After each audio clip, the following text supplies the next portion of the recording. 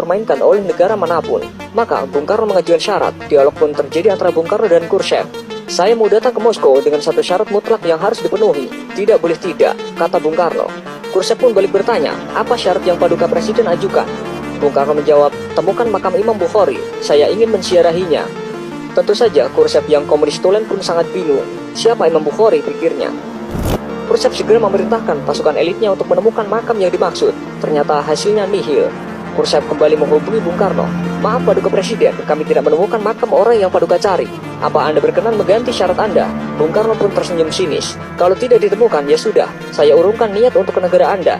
Mendengar pernyataan Bung Karno, sontak membuat kuping Khrushchev panas memerah. Kalimat singkat Bung Karno ini membuat Khrushchev kecewa. Khrushchev kembali memerintahkan orang nomor satunya untuk memecahkan masalah ini.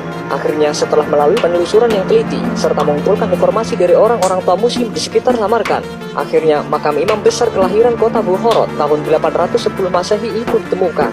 Imam Bukhari yang memiliki jasa begitu besar bagi agama dan umat muslim itu dimakamkan di Samarkand pada tahun 870 Masehi. Makamnya ditemukan dalam kondisi rusak tak terawat, berada di ladang kapas yang jauh dari jangkauan masyarakat. Namun betapa kagetnya Soekarno ketika mendapatkan berita bahwa makam itu dalam kondisi yang tidak layak. Khrushchev pun meminta agar makam itu dibersihkan dan dipugar sebaik mungkin. Selesai renovasi, Khrushchev kembali menghubungi Bung Karno. Intinya, misi pencarian makam Imam Bukhari telah berhasil. Sambil tersenyum, Bung Karno mengatakan, baik, saya akan datang ke negara Anda.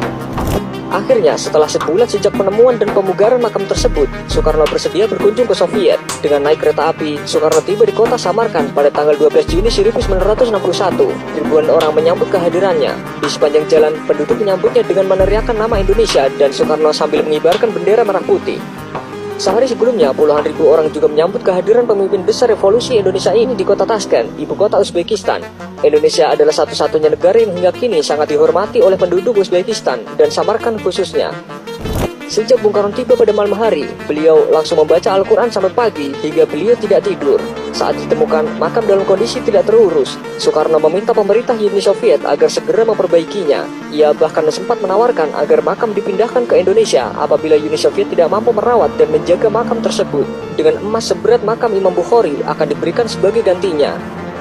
Persilahan yang berkembang di Uzbekistan menyebutkan berkat Soekarno, makam Imam Bukhari dipugar besar-besaran. Dulunya makam itu tidak terlihat kemegahannya, tetapi jelang ziarah Soekarno, makam dibersihkan dan direnovasi hingga tampak megah. Sejak saat itu, pihak Barat pun menilai kunjungan Soekarno ke Moskow tak hanya untuk urusan politik, melainkan juga ziarah. Dan hal ini juga menunjukkan kepada mata dunia bahwa Indonesia tidak bisa diatur.